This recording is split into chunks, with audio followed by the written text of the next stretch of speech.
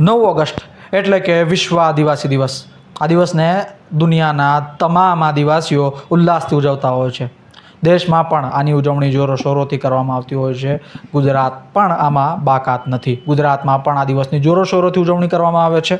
ખાસ કરીને ડેડિયાપાડા અને તેની આસપાસના વિસ્તારોમાં તો આને જોરોશોરોથી ઉજવાય છે, કારણ કે હાલમાં આદિવાસી સમાજના મુખ્ય નેતા ગણાતા ચૈતર વસાવા ડેડિયાપાડાથી જ આવે છે। ત્યારે હાલ તો ચૈતર વસાવા જેલમાં છે તે તમને બધાને ખબર છે।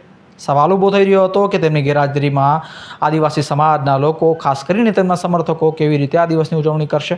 ત્યારે ચૈતર વસાવાએ જેલમાંથી સંદેશ મોકલાવ્યો છે કે તમામ આદિવાસીઓને આહવાન કરું છું કે આ દિવસને ઉલ્લાસ અને હર્ષપૂર્વક ઉજવવામાં આવે, કારણ કે આ દિવસ આપણા હક અધિકાર માટેનો હોય છે અને આ દિવસ આપણો હોય છે। તેમણે કહ્યું છે કે તમામ લોકો સાંસ્કૃતિક પોશાકમાં ઘરથી બહાર આવજો અને આ દિવસની ધૂમધામથી ઉજવણી કરજો અને સરકાર સુધી પોતાના હક અધિકારની વાત કરજો।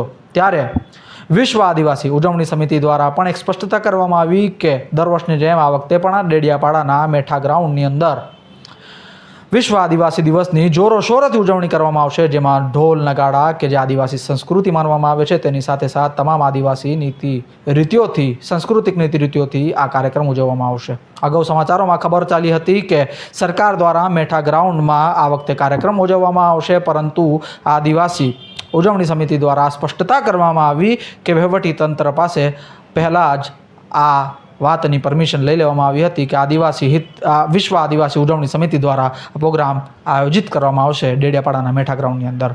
ખબર કેવી લાગી કમેન્ટ બોક્સમાં અમને જરૂરથી જણાવજો। Thank you so much.